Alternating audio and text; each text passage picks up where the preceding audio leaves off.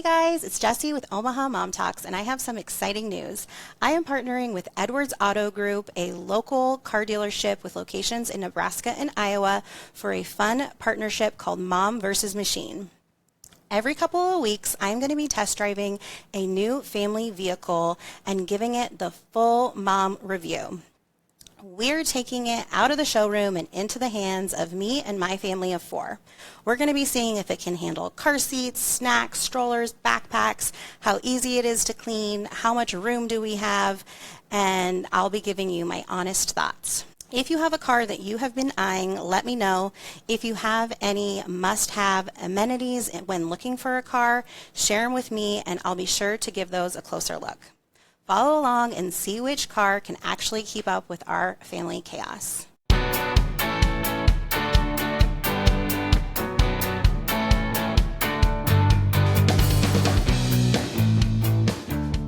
Hello and welcome back to Omaha Mom Talks, the podcast where we chat all things motherhood and mental health. I'm your host, Jessie Gutierrez. I'm a wife, mom of 2 sweet girls, and a mental health therapist that specializes in maternal mental health. Today, we are talking about a topic that so many parents face, and that is finding and securing high-quality childcare. For many families, especially new parents, this process can feel so overwhelming, and I know from personal experience, so emotional. So today's episode is really all about helping parents feel informed and empowered in this process. Today, we are joined by our guest, Molly Colling. She is an Omaha mom and someone who has devoted her entire career to focus on early childhood development and quality care. She is going to walk us through how to find childcare, what questions to ask, what red flags to look for, and I'm so excited for you guys to hear this conversation. I do want to name that there are a ton of childcare options out there, from in-home to centers to nannies. There are so many things out there that we are just not going to get to all of them today. But my hope is that this conversation can spark some thoughts and reflections in helping you navigate this process. Let's get into it. Okay, Molly, welcome to Omaha Mom Talks. Thank you for having me here, Jessie. Yeah, I'm super excited to get to spend some time with you and then also share all your wisdom to hopefully support moms in making this big decision on childcare. Well, again, thank you for having me. I'm very excited to dig in a little bit more too. Yeah. So before we jump into our chat, share with our listeners just a little bit about you and your background. All right. Molly Colling. I'm married. I have 3 children. I have one last sweet year where 2 of my kids are at the same school, but I have a 14-year-old, a 12-year-old, and a 7-year-old. And they are delightful most of the time. Yes. It's been interesting parenting all the different stages at this point. And I'm from Omaha. I've lived in Omaha most of my life. Okay. I've been in the early childhood profession since right out of college. Right out of college, I joined the Peace Corps for a couple of years because I wasn't sure what I was going to do, and then sort of landed in this early childhood space. Yeah. Yeah. So tell us a little bit about some of the work that you have done in early childhood, just to give us a glimpse of what some of that has looked like. So I have a particular interest in that birth to 5 space. I work for an organization where we really support family partnerships, quality continuity from birth to 3rd grade. I started out as a home visitor myself prior to having children, which is really just working with families, helping parents be the best parent they can be, understanding a little bit about development, and just, we all know parenting is not easy at all. So sort of championing parents as they navigate waters that they haven't explored. And I really developed a huge interest in really supporting individuals to feel confident and competent in what they're doing, and understanding the importance of that relationship and those attachments.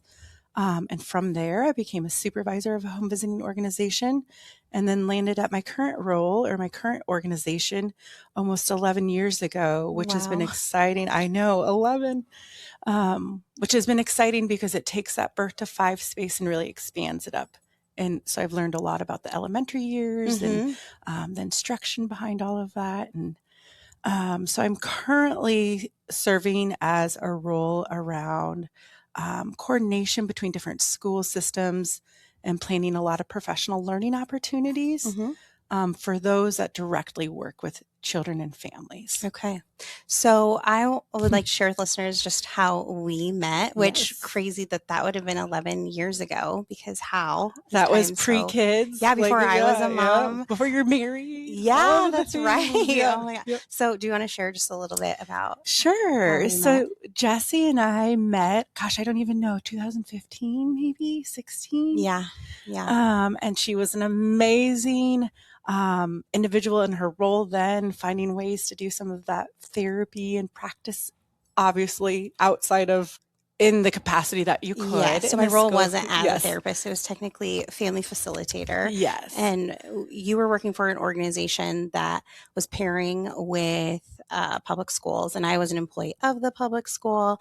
And then you actually supervised like my cohort. Yep. So I would see you regularly to come in and have like one-on-ones. And I don't even know how, like, but we'd always end up just like talking and connecting. And I always loved like Molly's coming. Oh, okay. And that feeling was mutual. I was like, ooh, what is Jessie gonna, ooh, I want to see Jessie. Yeah. So, we always had so much fun. Yeah. And it's been so joyful watching you navigate these waters and step into this role. And thank you.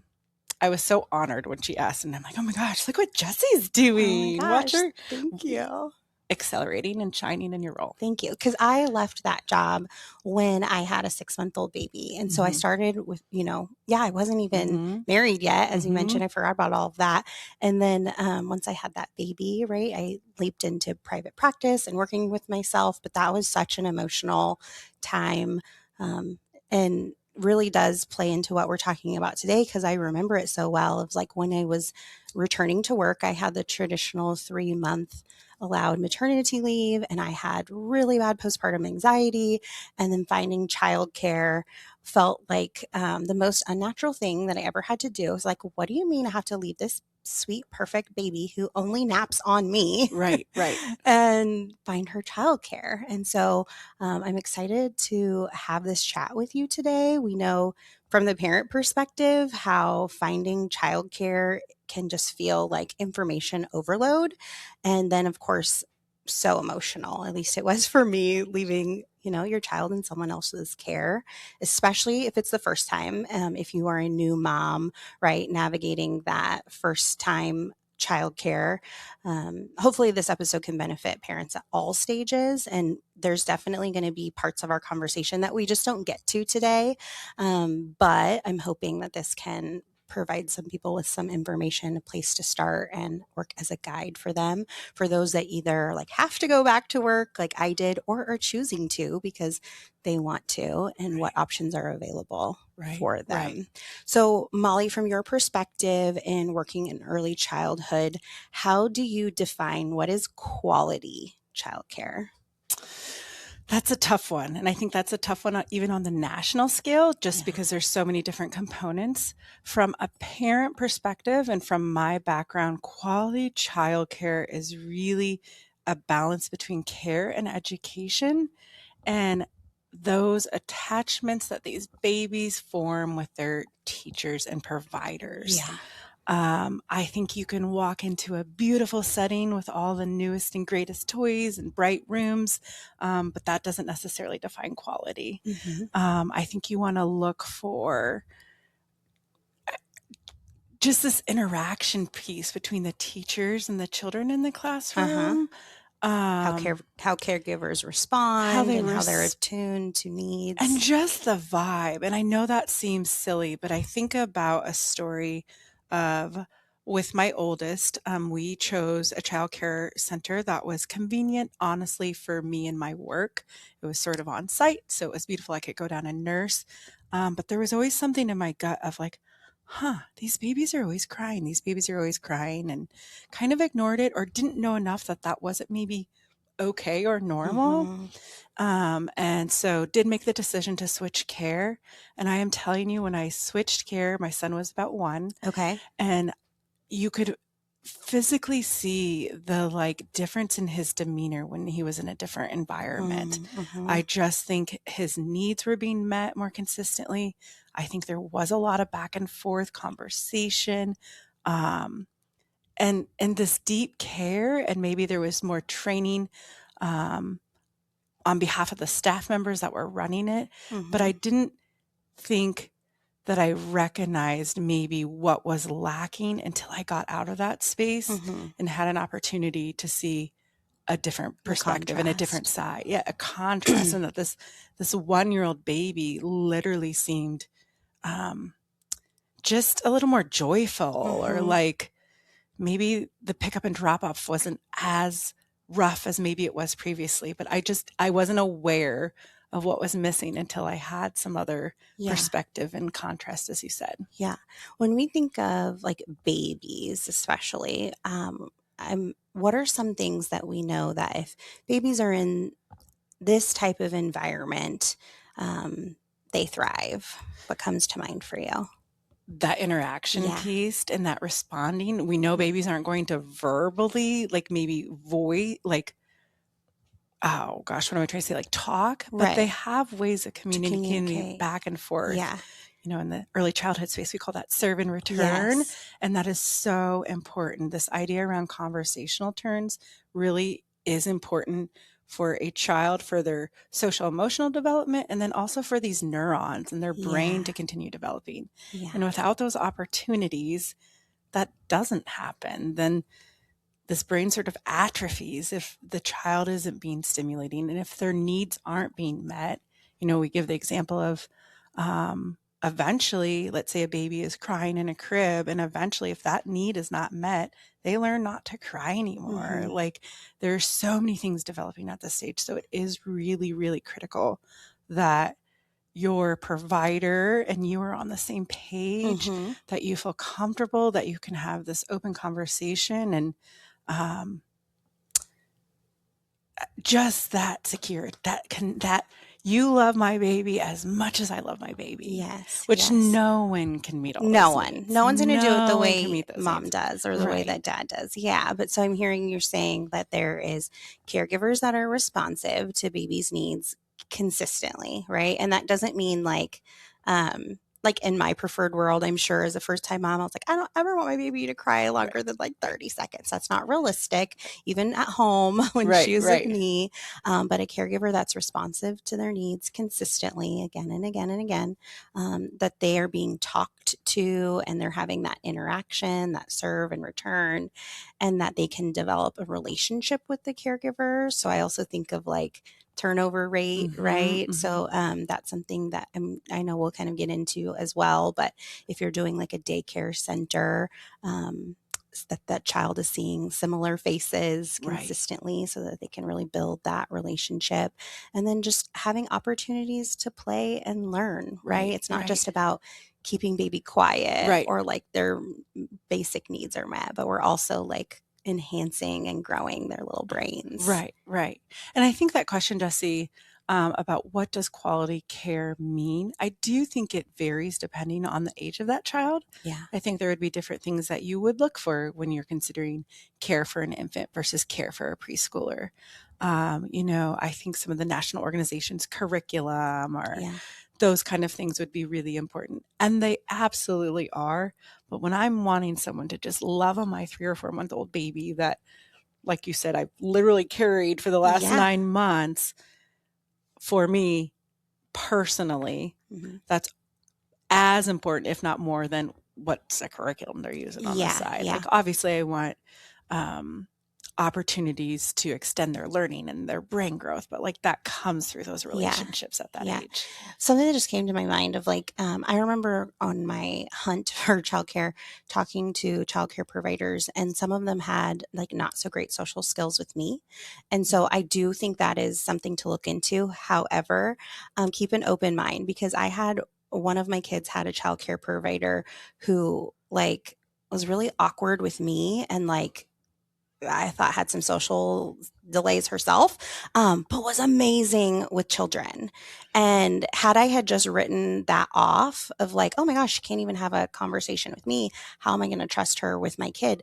But like she, so keep an open mind there. Absolutely. Yeah. I've experienced that as well, where it's like, okay, I actually think they do really well with kids, and sometimes training doesn't allow for that. Like it's very honed in on like, if you're going to be a childcare provider or work in a center, it is this child development piece, and it isn't about working with families. Yeah. Unfortunately, like some Yeah. of my work is to try to bridge that gap. Yeah. But, and I found that up the years as far as teachers and stuff. There's teachers where initially I really enjoyed because they met my needs. Yes. But I'm like, are my needs the same as my children's? Right.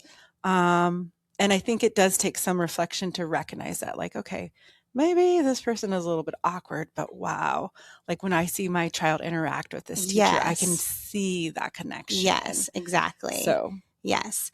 So, okay, let's just talk about starting the childcare search. So, one thing that surprises a lot of parents, myself included, is like how quickly you need to start this process. And I don't want to like scare anyone that's listening. Like, if you are, pregnant and just first kind of starting to think about. But in my experience, and this was, almost 8 years ago, I think I was like in my second trimester when we started reaching out to places, and I was floored that everywhere that I contacted had a wait list, sometimes of like a year, past when I needed childcare to start. Bananas. And so it was like literally I would have had to have been like, oh, I'm pregnant. I have a positive pregnancy test, and then call these places. Like that seems crazy. But at least in our city, are you hearing, is that still the same or has it changed? I think it absolutely still is the same. There's that whole saying of like, I had to find a childcare before I even told my spouse that I was expecting or the rest of my family. And I think some of that comes down to, especially those infant rooms. Yes. Those ratio numbers, depending on if it's 3-1 or 4-1, like that there is limited space. Yes. And part of my work is also really working with providers. And I want to give a shout out to those that work in the childcare space.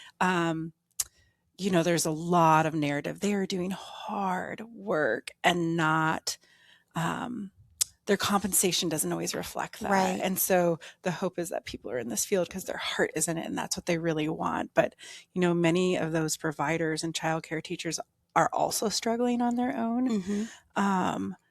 But let me go back to your initial question because I totally avoided that, which is when should you tell centers or start looking? And that really is the answer. And I appreciate you saying not to scare anyone. Yeah. But I think the sooner you start that, knowing that there could be very possible long wait list, to start it soon. What's the saying? Don't put all your eggs in the basket. Like look at several, think of my example where maybe I wasn't aware of what the contrast of what other options would be. So that I'm like, put your name all over. Right. Get your name on a list. Yeah. And that's just another decision as when you're expecting, but it doesn't have to be a decision at that point. It's setting you up so that when you're ready for a decision, you can make it. I love that shift in thinking of you're not committing to anything, but you have options. And I know for me with that first, we found when we secured a place that we finally liked, we were waitlisted. So like I would have needed childcare when she was 3 months old. They didn't have a spot till she was 6 months old. And I was dead set on that spot. And so for 3 months, we just pieced it together. And that was so stressful with like, we didn't have anyone consistent that could like always do Mondays or always do. And so it was just this hodgepodge during such already an emotional time of returning to work and pumping and all of that. So yes, getting your name on some lists is a great, so start early if you can. If you're listening to this and you're like, oh my gosh, like I'm already behind, that's okay. Start now. Start contacting places and finding the right fit for your family. Right. And follow up. I do think because sometimes there are a longer wait list. If you haven't heard anything and you're starting to get a little bit concerned, I encourage you, follow up. Where am I on that way? So find out. Yes. Because I think there are times where maybe they've contacted certain names and they haven't gotten back. And it's like, oh, actually movement has happened. They're dealing with a lot too, but yes, to follow up on that. Yes. So we're not going to be able to get into like every type of childcare option available today because there is a lot. But one of the debates that I often hear is center-based versus in-home care. So maybe you can just explain to us the type of licensed childcare available in Nebraska.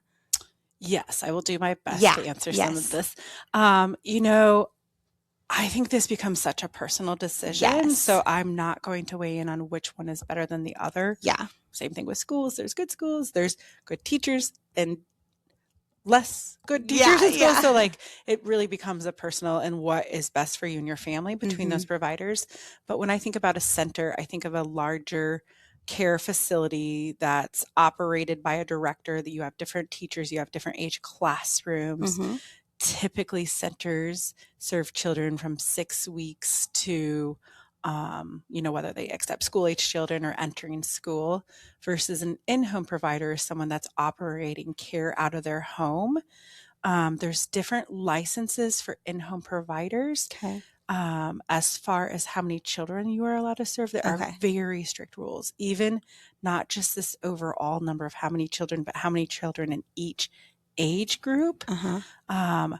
In-home. So like you can't have 15 babies and No, one in-home no. provider. And you also can't say, hey, you know what, tomorrow I'm going to start my own in-home childcare. Like you legally have to walk through some steps to become licensed. There's a lot of oversight. They do a lot of looking through your environment. Safety issues are, these are all things that in centers, I mean, the slats of a crib can only be this far apart. Each crib, there's a lot of federal regulations in place to keep babies safe. Yeah.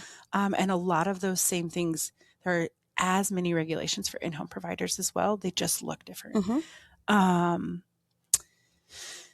There are times when you have 2 licenses in a home.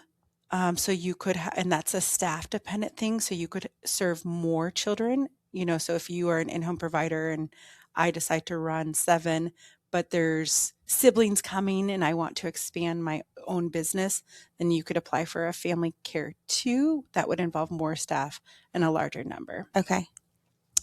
I personally, my children were in childcare centers, but I know people that have had excellent experience in home, and sometimes even more intimate than, you don't have the turnover that maybe you would experience in a center. I think there's there are benefits to both. Correct. And like, so my children also were always in a center-based care, and that for a ton of reasons, and because that was their mom's preference. That was my preference. But as I sit here, like I've had conversations with my personal friends and professionals who could sit and say, well, we picked an in-home based on these host of reasons. And those like all make sense to me. Right. And then they work for their family. So there really isn't, in my opinion, right? Like in-home is always better or center is always better.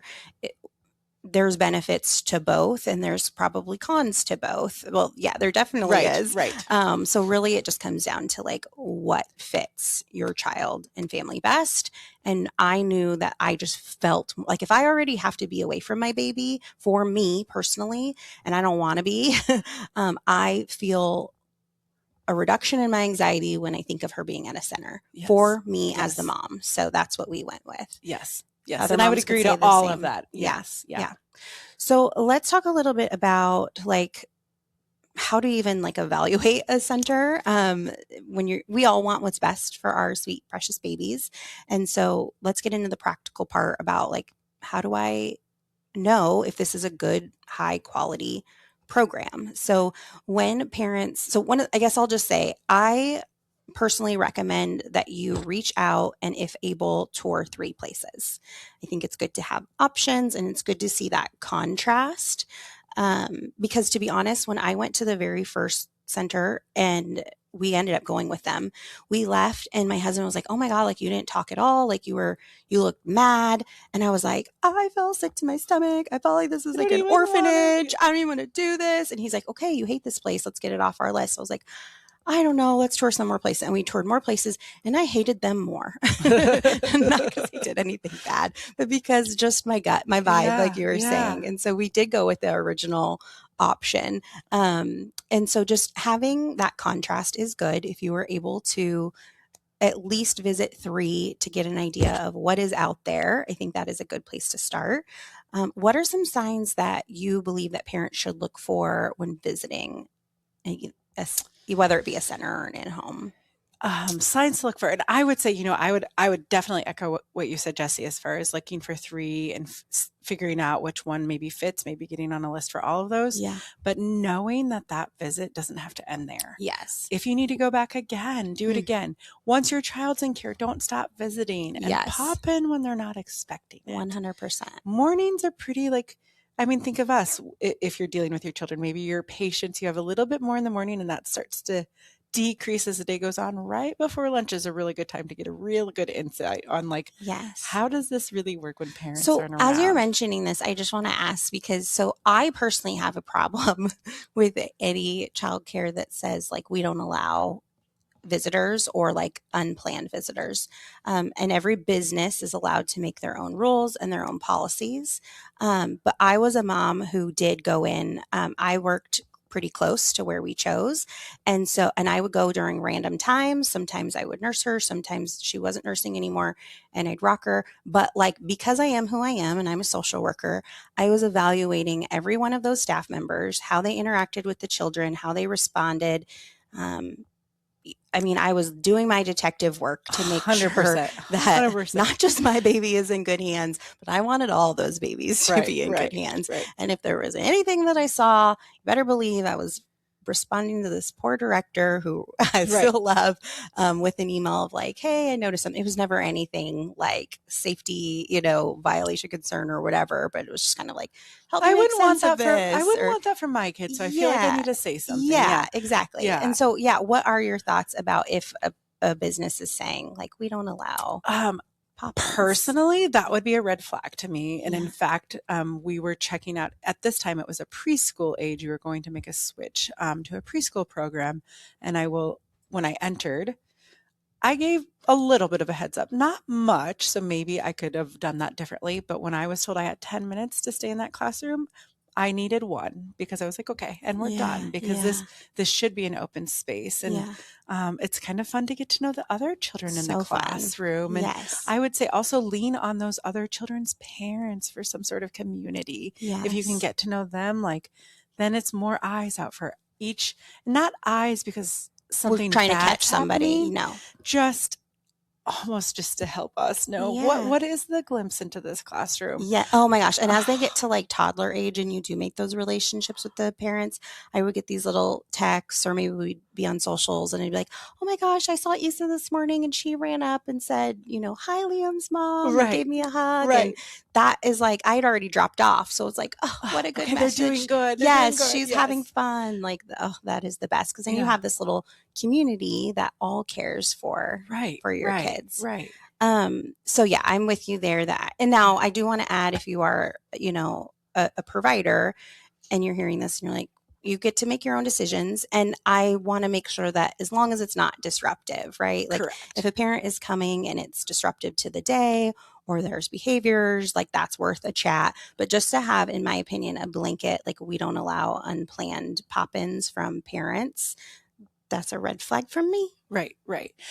And I agree. I think that if you're popping in every single day at random hours and they can't do anything and it's during nap time or it's during their playing time, obviously that wouldn't be. But if you can ask also about what sort of opportunities do they have for parents in some of these classrooms, or what is their family engagement, which may look different in a center versus an in-home as well. Mm-hmm. But those are good natural opportunities too, whether they have, their holiday things or come volunteer for this or whatnot. Like those are perfect opportunities to get in there. And someone that has an almost 15-year-old, that window of time is so short. Yeah. And so, and I recognize that not typically, if you're sending your child to care, that is because you are working, and so not all jobs allow for Yeah, that. So absolutely. I recognize that comes with some privilege Yeah. to have that sort of flexibility. Yeah. So if there is a mom listening that is going to be setting up some tours and some visits, what do you suggest that that parent observes as they're kind of interviewing? I think you observe the interactions. You sort of observe the interactions between the children and the teachers. If there's more than one teacher in the classroom, that's kind of good to observe as well. Now, I also understand if you're going on a tour of a center, you're typically maybe not even entering classrooms, or you're in there for 49 seconds. Yeah, because And they then have to you're out. protect those other children. Right. You're some stranger off the street. Right. I think that the health is really important as well, especially if we're considering, all ages, but infant care. Yeah. Those babies are so delicate, and what are they doing to make sure that space and their environment is clean, safe, Age appropriate age toys. appropriate. I will say, I think it's good to know, especially from an in-home care standpoint, of like, who else could be in that home if your child, maybe there's school-age children of that provider and they're there after school or whatnot, or if there's different individuals living in that home. It's just kind of nice to know who else will be having interactions with my child. I think things to observe are, this would be a little bit more applied to the older children, but what are the opportunities you're seeing for the children to sort of collaborate and work together and play together? And, what are the materials that are available for them to do that kind of stuff? Yes. As a parent, to me, it was really important to know what sort of outdoor time they would have, even from being infants. That was important, that they're spending time outside and exploring. Same. I will say props to my childcare program, because they take those kids outside almost every single day, unless it is like extremely, I'm talking like, 20 below, or not 20 below, 20 degrees or below, but even at like 30 degrees. And we send a million layers of, their snow gear, their snow boots, their coats, their hats. And even if it's like 5 minutes for the littles, right? And I'm talking like 1-year-olds and 3-year-olds, but like those preschoolers, because mine have gone since infancy, and then they graduate from preschool there at the same. My oldest is now in 2nd grade. She went to the same center. And then my baby is just turned 5, and she's going to be graduating from preschool. So they've put up with me for a really long time, and they are wonderful. But the fact that this teacher bundles up her whole preschool class, because I can't even, oh my God, just doing one with like the boots, the snowsuit, the thing. And they do that whole rigmarole every day and get them outside for that fresh air. And they love it. The kids love, even when it's raining, they have these cute little yellow rain muddy suits boots that they all wear, like little hazmat suits. And so same for me, that fresh air and that outdoor, because I don't want to do it. Right, exactly. I need you to do all the things, like snow. all the things, so that we can come home. Yes. I'm trying to think of other things to look for or ask about. I guess just a consideration that we already mentioned. I guess we did already mention this, that it's not all just about the beauty of the environment. Yeah, like the rugs, the books, the Montessori style decor. This beautiful space. One of my projects for work recently was going across the state of Nebraska to find video footage for different childcare centers. We did in-home, we did center-based, to kind of put together a video library for educators to use of good examples of things. It was fascinating. It was beautiful to see these different spaces. And I will say that contributed to my appreciation for in-home providers, because that wasn't my experience. Safety and supervision seems to be easier, and is typically something that happens. It's that interaction, full on piece, that was harder to sort of notice. So these babies were safe, they were cared for, they were kept out of harm, but the interaction and the extension of their learning and the genuineness of the back and forth was harder to find sometimes. So that's just a consideration to think about too. Yeah. Well, and I think whether you are doing in-home or center-based, I always like to know what kind of training that these Yep. individuals have. Not to say you have to have a bachelor's degree in early childhood education, but I am curious, and what kind of training or Right. education have your providers Right. had? Do you feel like that's an appropriate ask of parents? Absolutely. And I think there is connections between what kind of licensure you have and what training has to happen. So in order to have, there's different indicators of quality, especially with centers, that they could be a part of. And some of those indicators guide the training that their staff has to have in order to get to that level. Okay, yeah. Or So to get to the license. can we chat about step up to quality? Is that okay? Sure. I'll do my best. Okay. I like it. Yeah. So our childcare center is, I don't even know the language, so correct me, accredited through Step Up to Quality. And so that's where I learned about them. I can say what I think it is, or Absolutely. you can. Okay, You so start, Jessie. in my understanding is Step Up to Quality is this organization that helps child care facilities increase their standards of care. And so they have like a rating system that they come in and they first evaluate with. Do they do in-home as well as centers? And I'm not an expert on this. I just know from the parent side. And then they give like observations and feedback, and they sit with the center leaders, like at my center, and they make some goals for them and things that they can work on or improve.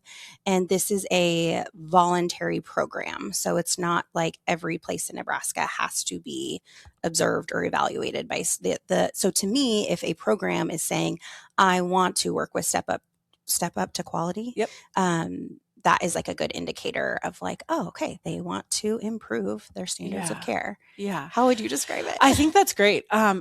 And I will add a few pieces that I know, but I also am not the expert in it. So you could definitely Google it or whatever, the intranet. You are able to, I want to reference the Childcare Resource and Referral Network, which is through the Nebraska Department of Ed. And you can look up childcares in home and centers and find out about their licensing, find out if they're a part of Step Up to Quality, where they're at in that process. And so there's lots of ways to check into that, even prior to going on these tours. Yes. If that's a priority for you and this center is not involved in that process, then maybe that's not one you go and do a tour at. So I would really lean on that website. What is it again? It's called the Childcare Resource and Referral Network. Okay. And it's really cool because it has recommendations for questions that parents can ask when they tour, things to consider. Some of these same ideas that we're talking about. Hopefully, we're matching. We're matching some of the recommendations that they make. They also you can type in your address and find out what's around you. Nice. And so that would be a really good place to start as well, as far as like, if you're like, I don't even know, do I just drive down the street and look and here's a sign and go in? Well, maybe these are some ways to filter out where to even begin. And so I refer a lot of the moms that I work with to the Step Up to Quality website, which will, again, those are just the providers that have agreed to work with that accrediting body, is how my brain thinks of it. So this is all licensed providers, the website that you're, okay. So great, both great resources. And in terms of like safety, so obviously safety is like paramount to all of us. So what are some things when touring a program, things that go through your mind of like what you would look for with as a seasoned mom with all of this, education and experience? Like what things would stand out to you? I think that's going to depend on that child's age again. Yeah. So I think about, we talk about through the lens of the child, like what is the child experiencing? So if we're talking about a classroom of toddlers or early crawlers, like if I were to get on the floor, are there safety hazards around? Is this child safe? Can the teacher or teachers see the child no matter where they are? If I'm over in this changing area, can the teachers still have eyes on what's happening in the block area, like just access of all different angles of seeing the children. I think about safety, especially as those babies get older and we move on to those toddlers and preschoolers. If there is an outdoor space, what does Yeah. that look like? Is it Are these secured? children going to escape Is somehow? it I fenced? could Yeah. never be in charge of that many children. Like, what are their strategies in place to make sure they have eyes on all kids? Mm-hmm. From a safety perspective, I think it's important to know even how the teachers, if there's more than one, how they collaborate to sort of tap in to each other or tap out if I need a couple of minutes to like, oof, I need to step outside for a minute and come back and return in a better headspace. That was a huge reason why I picked center, is because I was like, I get frustrated and I need to tap out. I mean, not when they were infants, but like just as a human being. Right. And so I was like, that made me feel good knowing that you can get a break and you can reset and recharge, and that there's someone else there. Really quick, something came into mind just in terms of safety and thinking of maybe new moms with a baby. Storing breast milk is huge. And so, making sure that whatever provider you're looking at has a policy in place for how they are storing and handling every golden ounce that you're bringing in. I remember when my youngest, I took her in, and at that time they identified the babies. She had like an anklet that like identified like she was like a breast milk, and like hers was orange. So then on the bottle she had orange things, but that's hugely important. And beyond just like storing it, if that baby doesn't use it that day, please give it back. Do not dump that. Do not dump that. Like, what does that look like? And then as they get older too, like what is the nutrition look like? Are the foods safe? Which typically with licensure and stuff, they're involved in different food programs. And so that's really well monitored as far as like the nutritional aspect and stuff. But I mean, you think of choking hazards or things being cut up appropriately. That was huge for me as a new mom, and something that just made me very cautious. And I remember one day I came in and they were eating, this was like 3-ish years old, maybe 2 or 3. And they were like corn dogs, but they were a pancake. Do you remember? I do she remember must have been this. really little. I remember this. And it was like a corn dog with like sausage in it. And I was like, I couldn't talk because sometimes when I get activated, I have to stop myself so I don't sound bossy, but really I mean bitchy. Right. And I was like, oh my God. So like pulled the lead teacher, and she was like, oh my gosh, like this is a new menu item, like whatever, we'll cut it. Thank you for bringing it to our tent. But I was like so appalled, because food safety was just like on my mind all of the time, because choking and all of that was one of my huge anxiety-based concerns. And some of that can be in some of these little like classroom parties where maybe it wasn't the center, but the parent brought in grapes as like, here's it. And you're like, oh gosh, what are you doing? You can't do that. Like, and then, obviously if your child has any specific allergies, those are things I didn't have to, fortunately, we don't have that. And our children don't have allergies. But that's a whole nother ballgame. Yes. So does that mean if they can't accommodate your needs, do you bring in the meals every time? What does that look like? Yes. How do they communicate that to all providers and caregivers? Yes. I think of safety with those infants. We know about sleep safety. Yes. Like there shouldn't be anything in these cribs, right? Like, and so if you're noticing that could be a potential concern. Safety of the structures of a room. Toddlers like to climb all over. There's not books on a shelf that could fall on top of them. Like, so some of those environmental safety pieces, as well as just the supervision between the teachers and the children. Yes. Certain safety standards, right, for licensed childcare that hundreds of them. Hundreds. They a lot. They go through environmental rating scales. They go through interaction scales. There is a lot of work that childcare centers and providers go through to ensure that their environment is safe. Yeah. I think another important part is like daily activities. Yes. Even, babies need play and Yeah. learning opportunities. And so what are some, I guess, talking points or things to look for? I think just asking typically about like, what does the schedule look like? Like Yeah. what does the day include? And like you said, they're infants, but that back and forth, they can still definitely engage in a story time. Mm-hmm. They can still engage in outdoor play, like you said, where they're getting bundled up and it's just that fresh air. Riding in the stroller.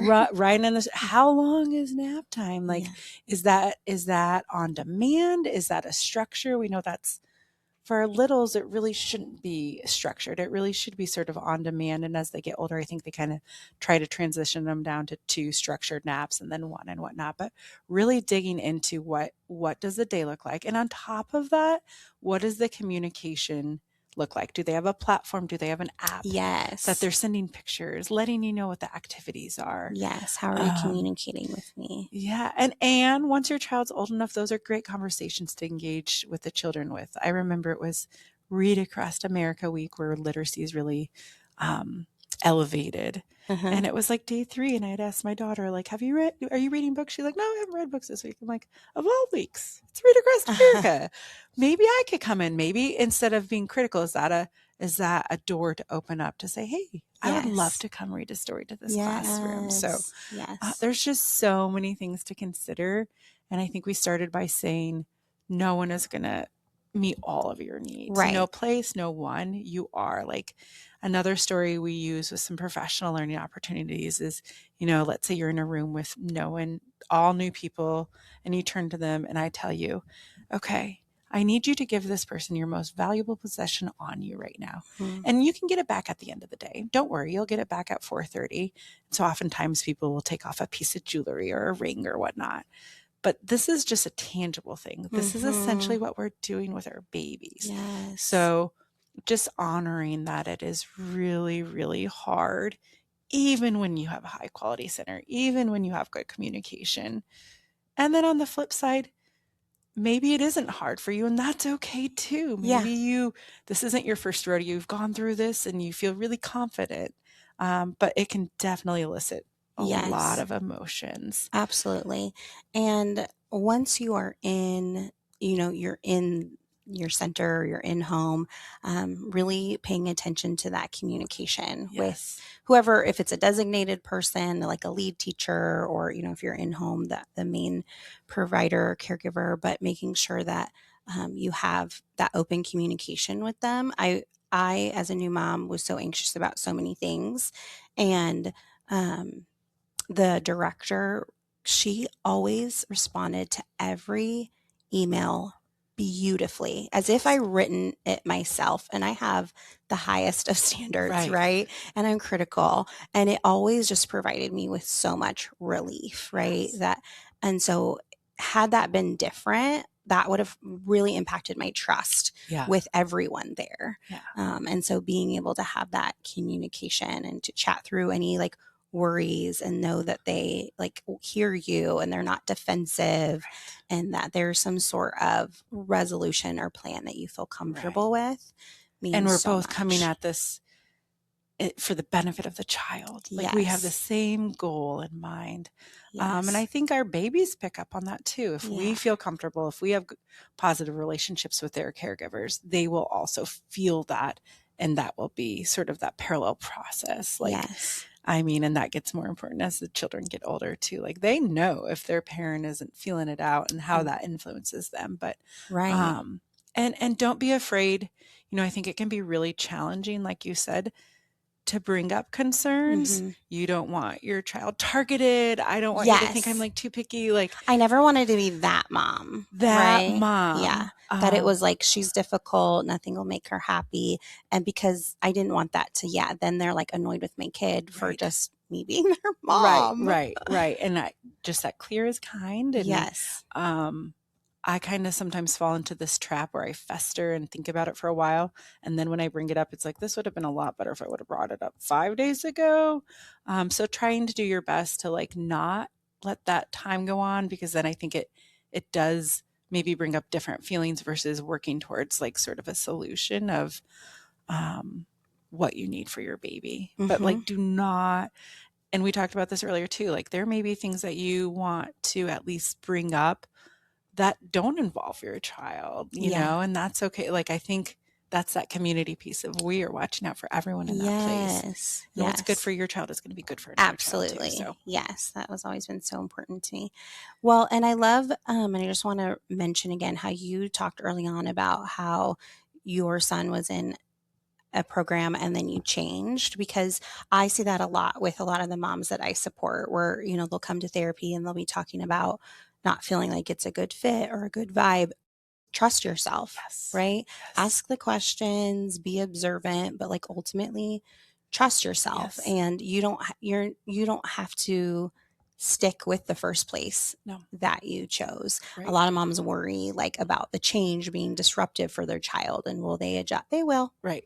They will. They will. If you're having those concerns, your child will probably be better. Probably benefit. You know, and at the same token, you know, I had both experiences where I was not aware of maybe what the gaps were and what my child was experiencing until he experienced higher quality care.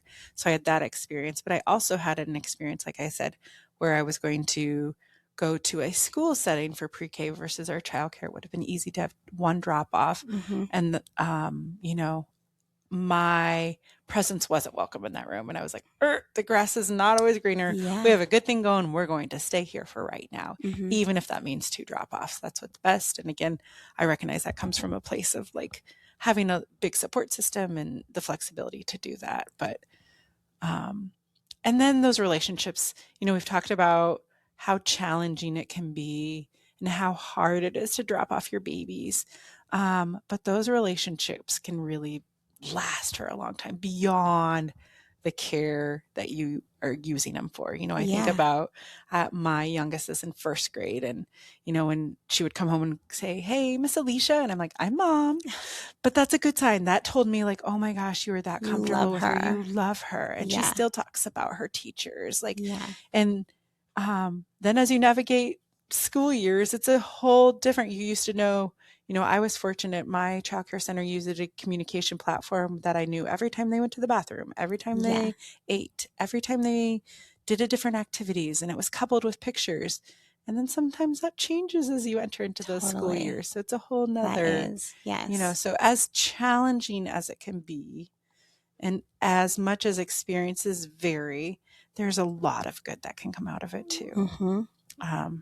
And I think about that in terms of the child's well-being too, and the social emotional skills and the collaboration, the opportunities for play together in those kind of settings. Yeah. And I think it's important to just name those as some of the benefits of a child being in childcare, right? Because we know for a lot of parents, there's a big emotional guilt there.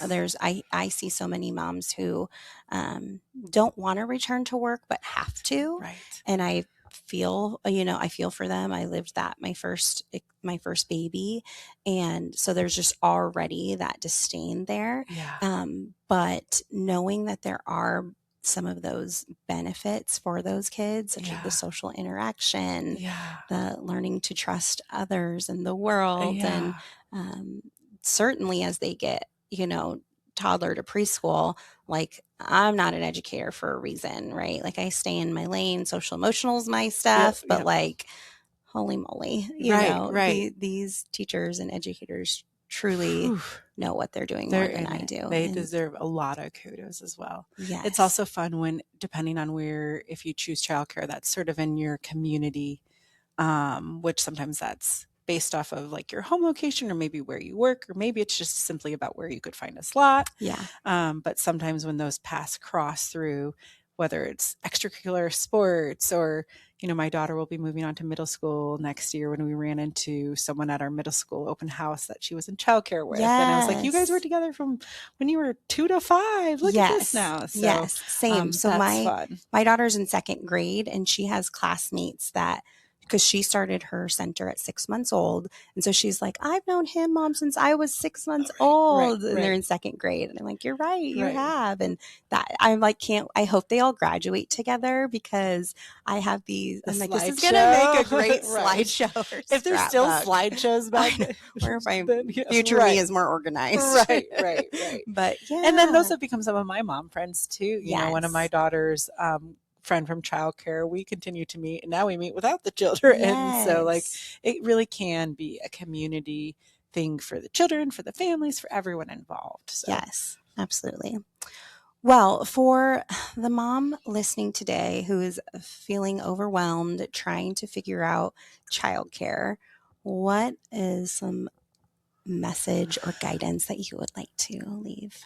I would say take a deep breath, give yourself some grace, know this is really hard and that you are doing your best, and to take it one step at a time. Mm-hmm. Like instead of waiting, start setting up the tours, and again, trust your gut, Mm-hmm. and don't be afraid to make a change if that's what it requires. And your baby will, your baby will be okay. Yes. And you will be okay. And sometimes I personally found that, because especially when they are infants and they have these rigorous schedules of bedtime and they're in bed super early, like sometimes your time that you do have with them just becomes that much more important. Mm-hmm. And I think I was able to appreciate that in a different way Yes. than if my time was not as limited. So Mm-hmm. I guess I would just say my heart goes out to you, because Yes. I do know it's hard. You feel like you're dropping off your most prized possession. It is. You are. You are, yes. And you're not there's not sort of this idea of a good mom or a bad mom based off of what path you choose for your family. Yes, it's such an individual decision. Yes. And one that you will make with the knowledge that you have today. And then you get to decide, is this still working for us? Right. And so just knowing that it's hard and you will be okay. You can do it. Right. Yeah. Yeah. Well, Molly, thank you so much Thank for you. connecting with us, for sharing your expertise, and just really thank you for like all the work that you're doing for our community. Thank you. Yes. Thank you for having me here. I look forward to continuing to listen to your Yay. all the way up to season 100, right? Oh, Lordy, yes. Well, thank you to everyone for listening to this episode of Omaha Mom Talks. If you know of a person who is navigating this childcare search, please share this episode with them. And if you are going through this right now, I know these decisions just feel really big and really important, and they are. And you are going to use the information that you have to make the best decision for you and your sweet baby. As always, thank you for being here. Thank you for listening. Please don't forget to subscribe to the podcast wherever you listen and leave us a review. It helps the podcast grow and reach new listeners. And please take good care of yourselves until we chat again. Thanks. Bye.